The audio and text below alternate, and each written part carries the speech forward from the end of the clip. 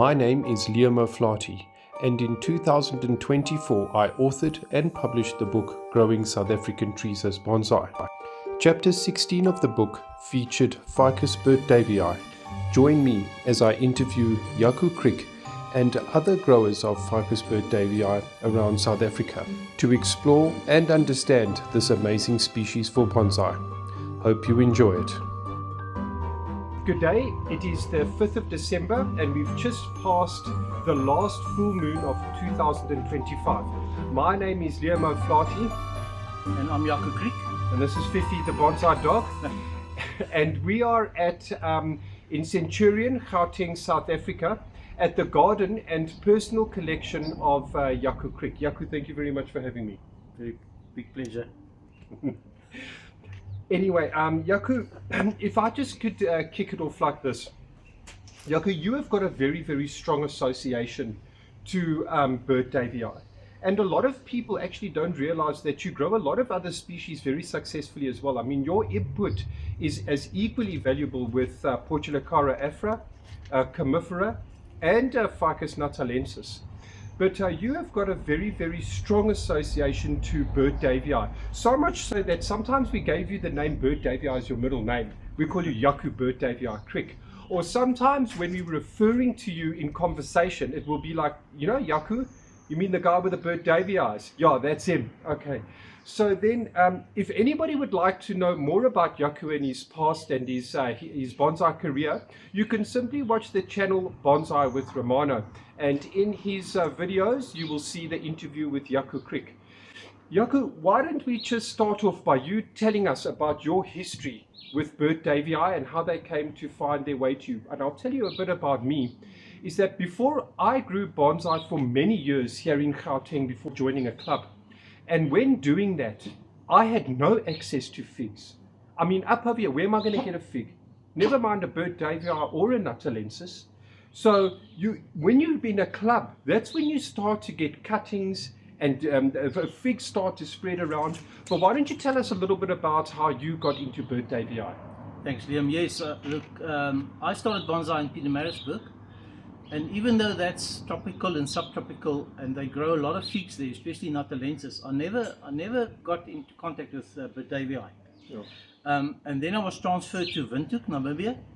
And when I joined the club there was a gentleman, Bertus de Bruin, and he had the most amazing little burtt-davyis. And he grew mostly marmays. He grew them mostly in formal styles.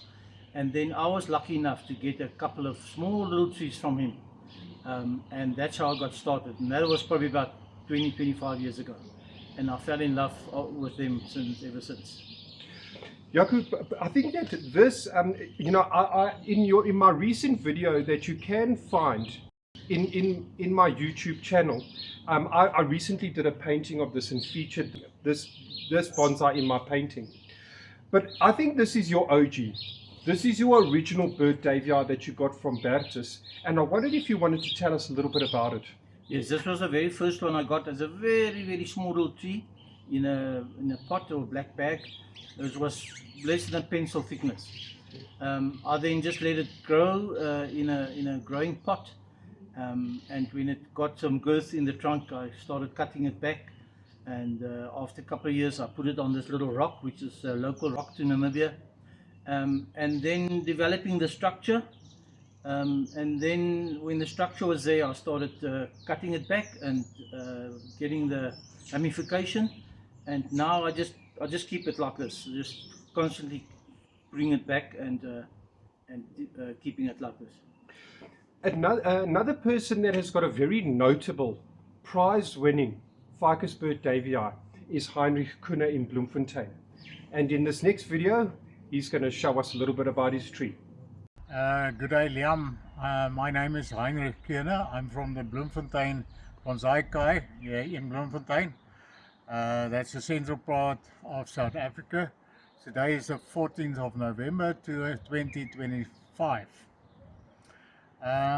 We're standing here at the burtt-davyi, one of the burtt-davyi varieties.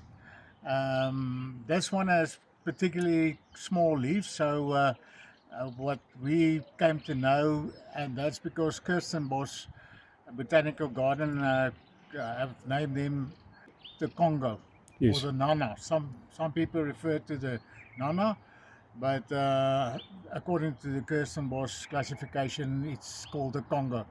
So it's the variety that's got very small leaves. There's a number of other varieties as well. I think Rudy Adam mentioned about 5. This tree was a cutting that I obtained from Rudy Adam in 1998, 99, around there. It's cuttings that he made from trees that he discovered in the Oudtshoorn area, I believe. And then this was planted on a rock that I collected in the Griekwastad area in around 99. And when I moved to Bloemfontein in 2000, one of our other members and myself then started the tree on the rock. I think I can mention her name is Mrs. Hennigan. She was one of our founder members as well. We fondly talk about Tannie Dot. Jaco, Heinrich mentioned the variation called Congo, and I've even heard about sub-variations of Congo being like Congo 1, Congo 2, Congo 3, and I can certainly say that your special burtt-davyis that you got from Namibia are a special Congo, because I haven't seen many of the Congo burtt-davyi bonsais that quite have the leaves like yours. But you wanted to say something extra about what Bertus told you in Namibia.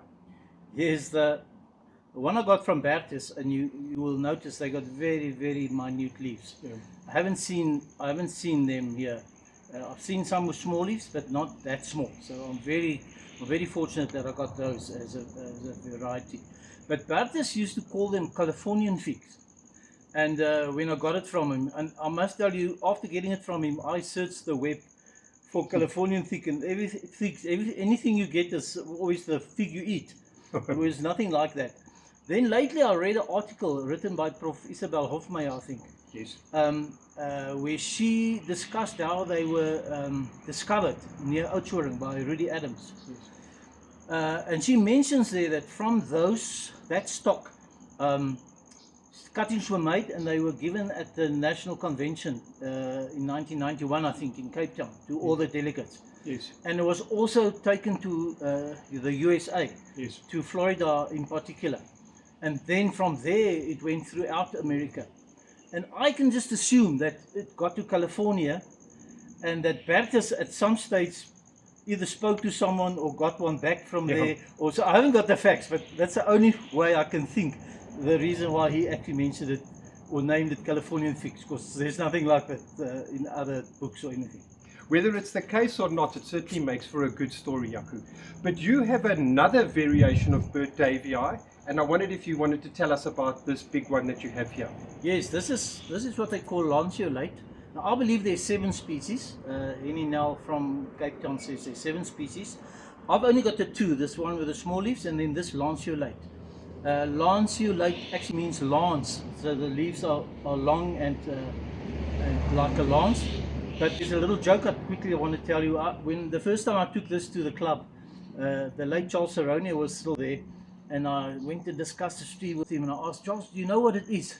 And he had a little funny smile. He said, it's a longifolia. It's a burtt-davyi longifolia. And he then walked away, and someone came and asked me, Jaco, what tree is this? I said, it's a burtt-davyi longifolia. I was very proud that I know. And Charles heard this, and he came back to me. He says, Jaco, the longifolia is just a joke, eh? It's really a lanceolate. There's nothing like a longifolia. So that was a big joke for me, and we still joke about it. This is a wonderful tree. Well done, Jaco. Thank you very much. Yeah, so Liam, when I do display, I'd like to elevate the trees a little bit, because they get displayed with other larger trees, and then they're much lower than those trees, and you look down on them, which is not a good viewing angle. So I try to elevate it on a box with a cloth over, and this one I exhibited at the Japanese Embassy exhibition, and it was taken very well.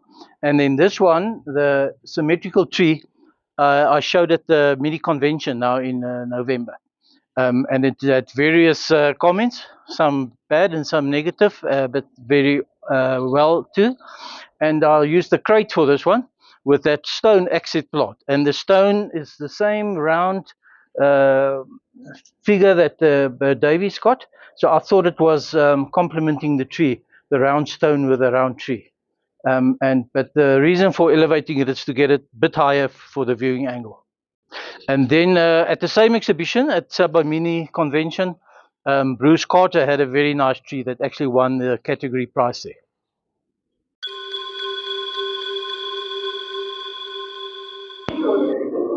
Hi everyone, I'm Bruce Carter from Bonsai Addicts Club. This is my show tree for the Sabo convention. And what Liam asked me to do was just talk to you about the arrangement. So we're not going to focus on the tree too much, but on the pot, on the table itself, and the decorations that have gone with it. So what we've picked up here, there's a certain color within the pot that has now been highlighted within the wood grain of the table, and that's accentuated by this little bronze decoration that's with it. And that again gets picked up, that bronze color gets picked up within the screen at the back. So this is the idea of a composition where you want a nice balance, and you've got these colors that are picking each other up, complementing each other, and making the final presentation what it is. Jaco, in terms of development of burtt-davyi bonsai, you told me about the different stages of development. And do you want to tell me about your stages of development for burtt-davyi bonsai? Yes, so I start them from small trees and I put them in oversized pots or plastic buckets even. I've never grown them in the ground because here where I live there's frost, so they'll be exposed to frost and they can't take frost. So once I got the girth of my main trunk, then I'll cut it back and I'll grow the branches, the structure. And then when I'm happy with the structure, then I start with ramification. And then I'll just keep on pruning them back. What about techniques like defoliation and fertilizing? With these ones with the small leaves, I've never defoliated. They do lose leaves sometimes in winter, so they defoliate themselves. I mean, they're evergreen, but no tree keeps their leaves forever. Yes. And then the longifolia, I would, or the lanceolate, I would, the lanceolate, I've defoliated once or twice. It works with them. The small ones I never do. I do fertilize. I believe in fertilization. I do like to give a weak mixture. I'll call it weekly. A very weak strength every week. And then lately I've been using the guano pellets as well. So they last a bit longer. Then I go 2-3 weeks with that. And then back to weekly foliation. What about the red light question, Jaco, substrate? What sort of substrates have you been using for your burtt-davyi? Look, I'm quite ashamed to say that my they're in too dense soil at the moment, and I haven't replanted some of them for a couple of years because they don't have a lot of roots, but they don't like dense soil. They actually make, when it's too wet, like now when we have a wet season, they actually make surface roots to try to survive, I think. So my soil is too dense and too wet and too organic.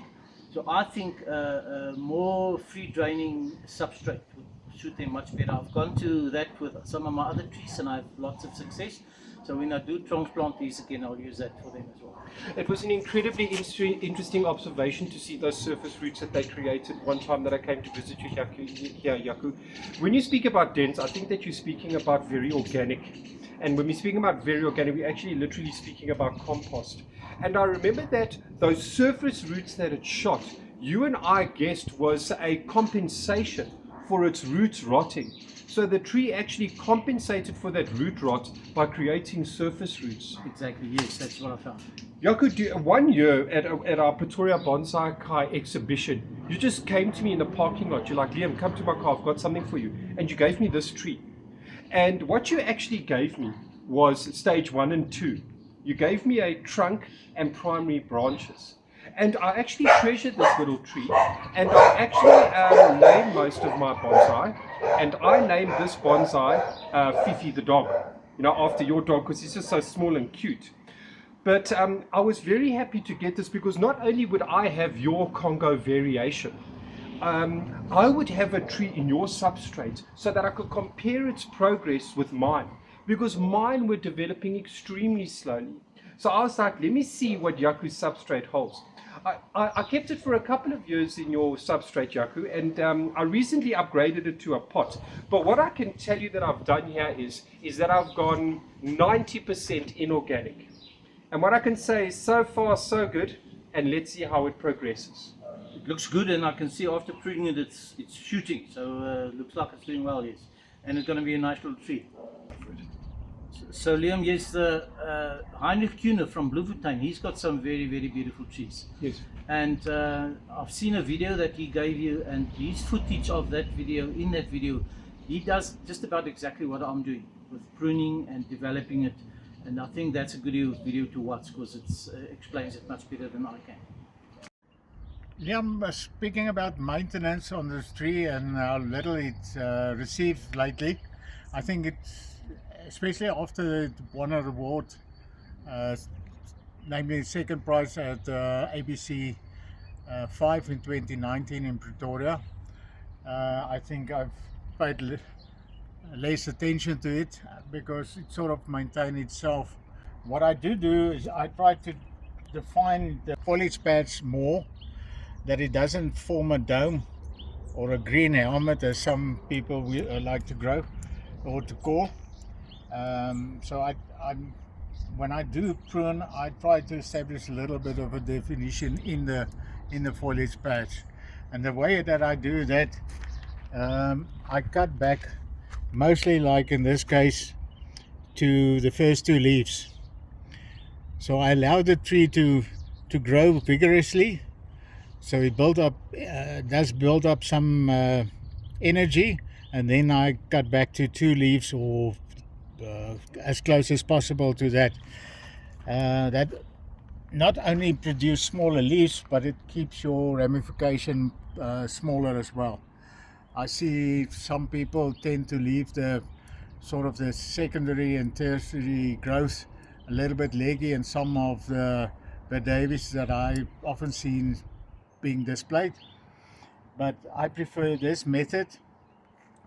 From the examples that I've seen in nature, they're more compact growth, whether they are naturally grow like that or they are being browsed by animals, I don't know, but the tendency is to be more compact.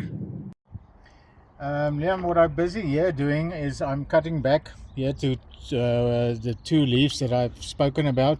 So normally I would lift the branch like this and see where the proper area is, and so basically I would cut it there and leave one or two leaves, and sometimes leaves that's been damaged like this, I would even take them out.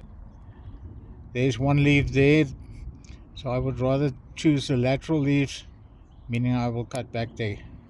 Because you can see on this branchlet, as you get further, your internodes are just getting further from each other.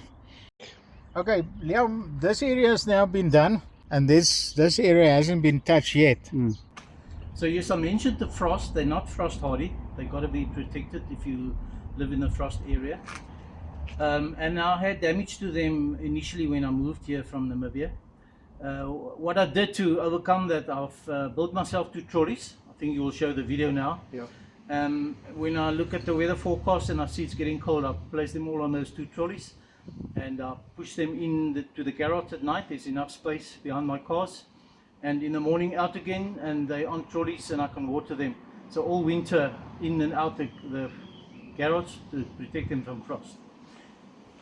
Another thing that happens here, Jaco, especially in our region, is that the burtt-davyi shed their leaves towards the late winter. You know when the burtt-davyi are going to shed their leaves, that spring's on the way. And it doesn't happen every year. And actually, sometimes people get a fright and they're concerned about it when it does happen. But I remember that we named last winter the winter that the burtt-davyi turned yellow. And it was actually quite beautiful. When all of our burtt-davyi turned yellow. And the footage that's playing now is the footage that I asked you to take of your collection when they were all turning yellow and losing of leaves. Yes, the trees weren't very nice then, but it shows that it does happen and people mustn't panic when it does happen. Yeah. But you know, the well-respected Hennie Nel from Cape Town, who I see as an absolute fundi on burtt-davyi and there's different species. He hasn't got that problem, obviously, and therefore he's got a little different technique in styling and in looking after them and getting ramification. So that's maybe a very good video to watch. Hi Liam, my name's Hennie Nel, and recently you asked me to talk to you about Ficus burtt-davyi, especially the variants that I enjoy, and that is the small-leaved burtt-davyi. As I've explained to you, like this is Ficus burtt-davyi, about 20 years old. Just to give you an idea, that's about, you can estimate the size. What I do throughout the year, I would be trimming the ends off continually, which is very different from what everyone else does, whereas they let the tree grow out, whereas I don't do it. And the reason I don't do it is because once I've put the burtt-davyi in the pot, it's there because it's a bonsai, and I then keep it trimmed and in the shape that I want it all the time. So there's no need for me to grow it out to get it stronger or to develop any other side of it. I just basically keep it the shape it is, and the more you trim it on the outside, the more ramification you get on the inside, because the tree naturally wants to bud back, and it will bud back, but it will bud back on the inside of the tree. That's why you can get some very nice ramification on the trees, and this will always happen because you are cutting back. This tree, for example, just to give you the size again, just to get you the feel, it's about 4 years in the pot, 4 or 5 years in the pot, and I trim it down quite aggressively throughout the year. You can see it's a nice thick trunk, but that was grown in the allotment in a big seedling tray. If we come back to talking about the burtt-davyi, what I find in the different sizes and the shapes, it is important to continually get rid of the big leaves. So I would often just go around and take all the big leaves off. As I go around looking at the trees in the evening, I would go around, pull off all the big leaves. And then once you've gone right around, you start again, you say, oh, well, I've missed this big leaf, missed that big leaf, and so it continues. And I do that throughout the year. Hence, at any stage of the year, with all my trees, and I've got about 100, you wouldn't be able to take it out, and apart from giving it a bit of TLC, be able to take it out and show it. It stays in shape. However, having said that, every 2 or 3 years, what I do is I would take a tree like this one, and you can see just the size again, and Leon may insert this particular tree or one of the others that I've given a hard cut back. So what happens over the years, these ends become very long and lanky, these branches. And so I find that every 2 or 3 years, I need to go back and give it a very hard cut back. And the timing for this is very important. So for burtt-davyi, you need to start looking at October, November, when it really gets hot. In September it's not hot enough. Sometimes October, like this year, October wasn't hot enough when I did it because I was going away for a month and I wanted to do it. But the point is, burtt-davyi need to be pruned and trimmed hard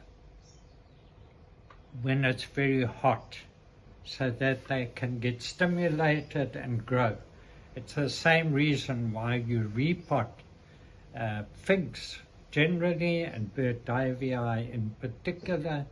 You do the repotting in December, January, and I'm talking about the Western Cape now.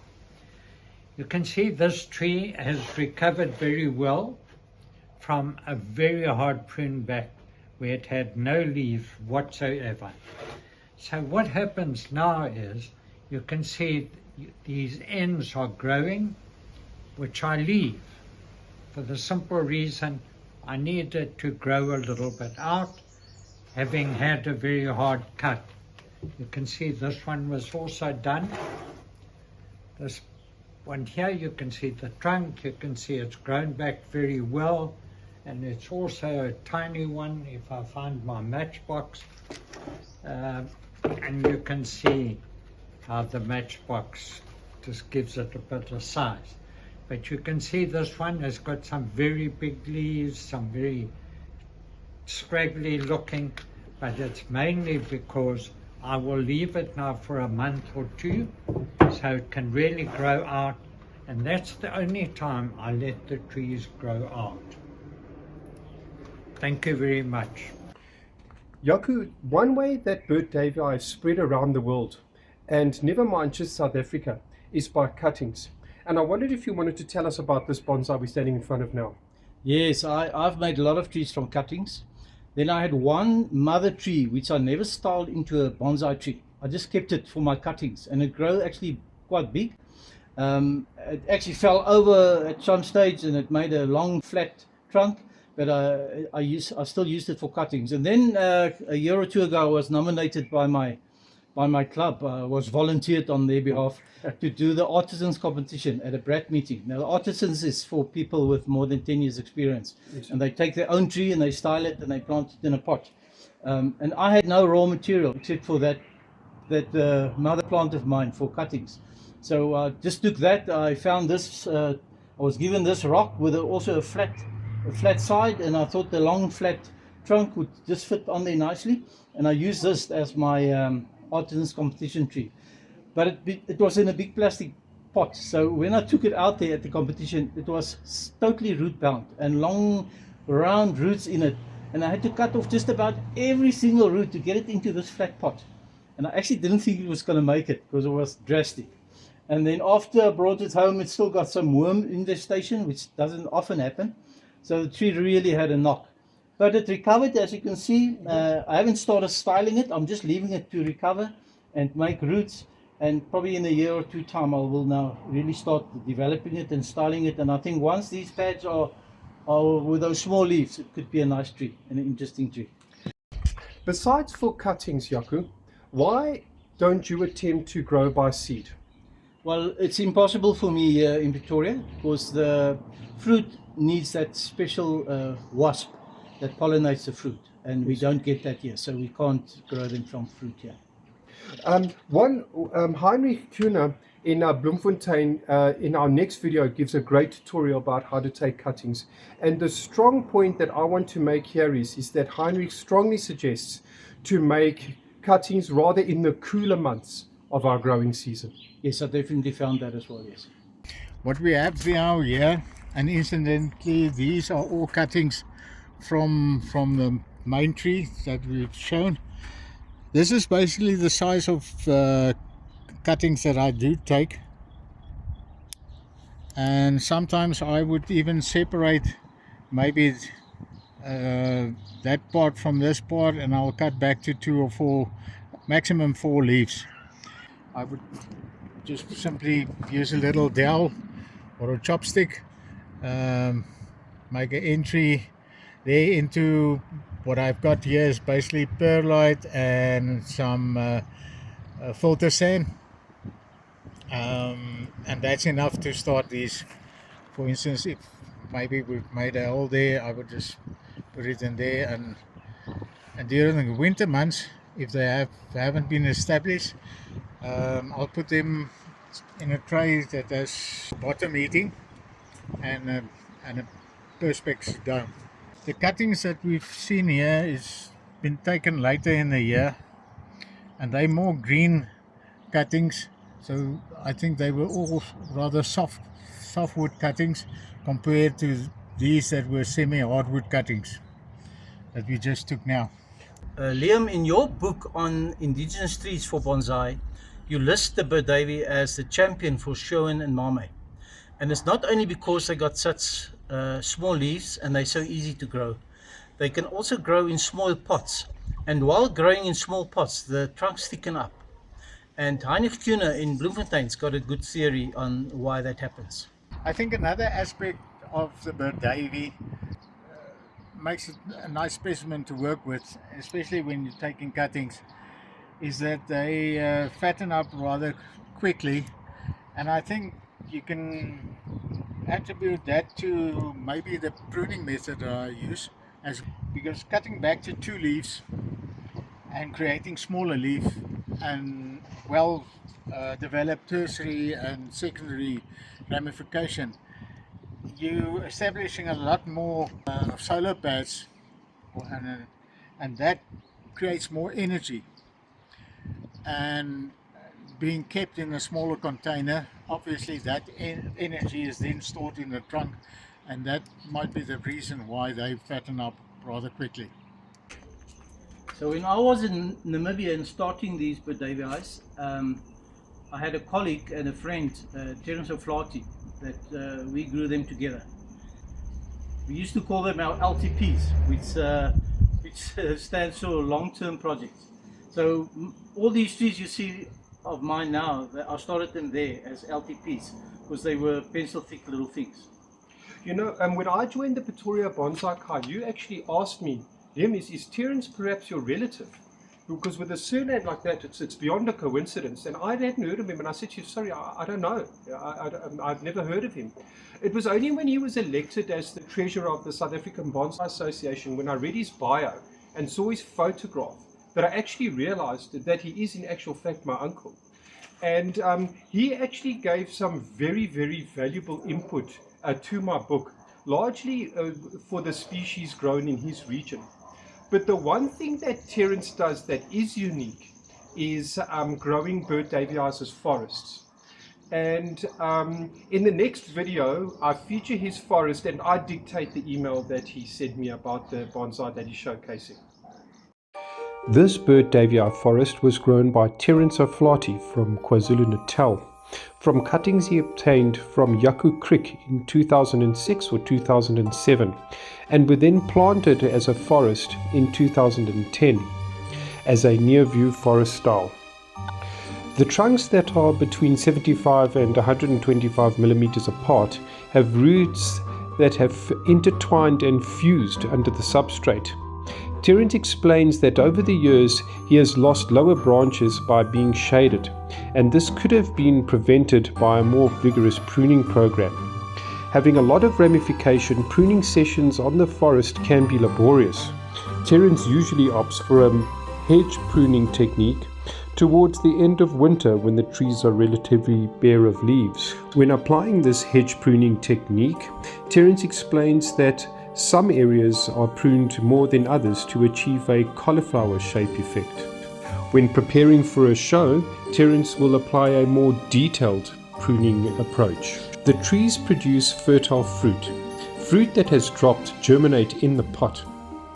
A fence fell on this forest, damaging several trees, and the next photo, taken from the African Bonsai Association website, is how it looked at the 3rd African Bonsai Convention in Durban in 2011. Something that Jaco and I haven't tried or explored much is grafting.